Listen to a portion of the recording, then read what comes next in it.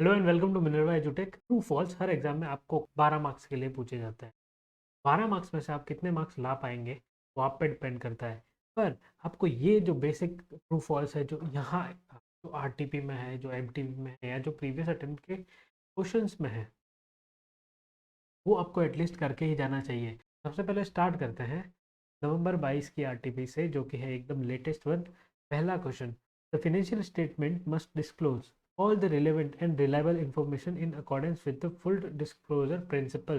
Yes, हमेशा financial statement में जो भी इंफॉर्मेशन डिस्क्लोज होगी वो according to full disclosure principle के हिसाब से होगी। So this will be true. Check कर लेते हैं, भी खोल के रखा है। तो see this is a true.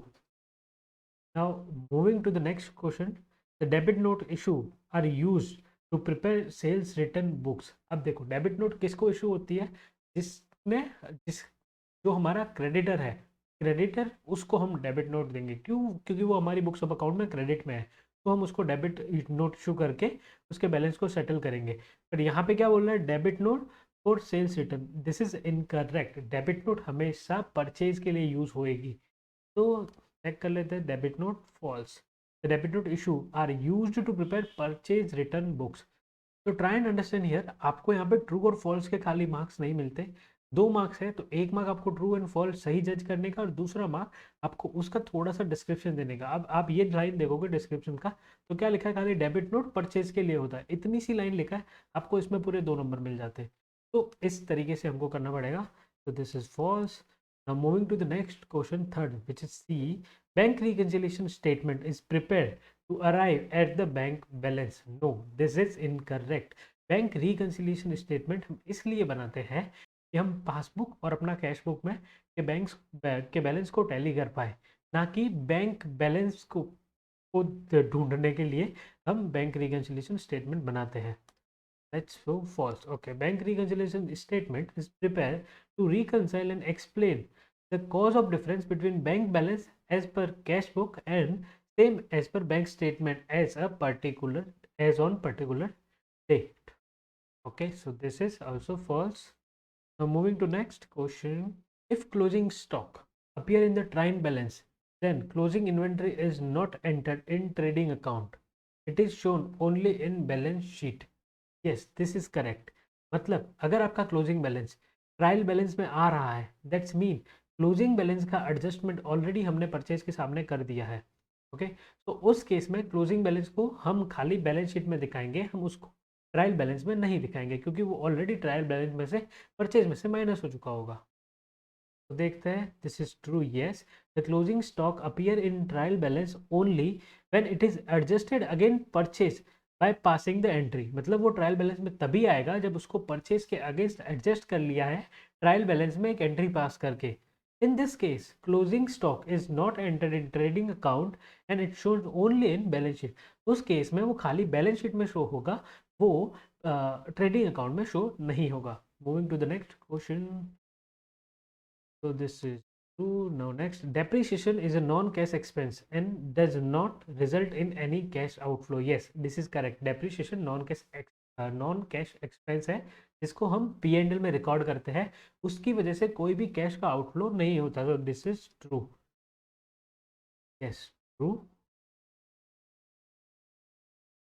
Depreciation is a non-cash expense and unlike other normal expenditure does not result in cash outflow. Therefore, depreciation is a non-cash expense and does not result in any cash outflow.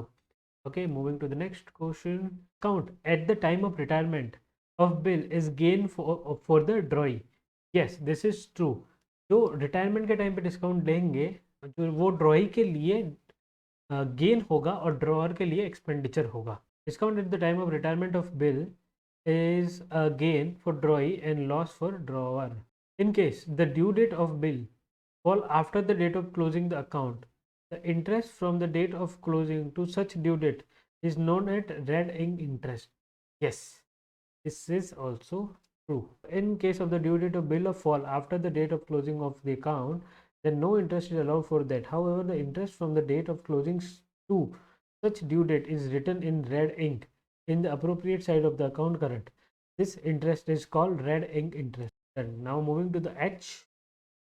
A withdrawal of cash from business by a proprietor should be charged to profit and loss account as an expense. No. Withdraw जब भी कोई proprietor करेगा तो वो expense नहीं है, that is drawing for that particular for the proprietor. तो वो एक्सपेंस के तरीके की शो नहीं होगा, वो बैलेंस शीट में कैपिटल में से रिड्यूस होगा। तो let's see, false, correctly said. The cash withdrawn by proprietor from business should be treated as his drawing and not a business expenditure chargeable to profit and loss account. Such drawing should be deducted from proprietor's capital. Okay, this is also done. Now moving to the I. Partner can share profit or losses in their capital ratio when there is a no agreement. This is also false. Partner can share the profit and loss equally when there is a no agreement. This is the rule. Okay, let's go check. Yeah, according to Partnership Act, in the absence of any agreement to the contrary, profit and losses are to be shared equally amongst partner. Moving to the next. Fee received for life membership is a revenue receipt as it is of recurring nature. Life membership fee, life membership का फी recurring nature का नहीं होता है। Life membership का फी कोई भी particular member एक ही बार देगा, तो वो कभी भी रेवेन्यू नेचर का नहीं होगा। Capital receipt in a nature, so let's see, this is false, J false.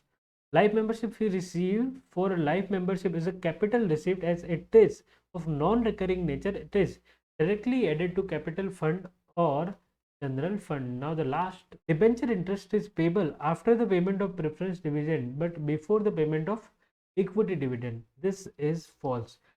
Always debenture give preference over preference share, क्योंकि शेयर होल्डर जो है वो कंपनी के मालिक है, पर डिबेंचर होल्डर वो लोग हैं जिन्होंने कंपनी को लोन दिया है। तो हमेशा पहले लोन का रीपेमेंट होगा, बाद में अगर कुछ पैसा बचेगा तो मालिक को देंगे।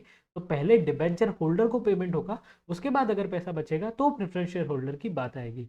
तो see false, debenture interest is payable before the payment of dividend on. That's it, thank you for watching this video. अगली वीडियो में मिलते हैं, तब तक के लिए टेक केयर, बाय बाय।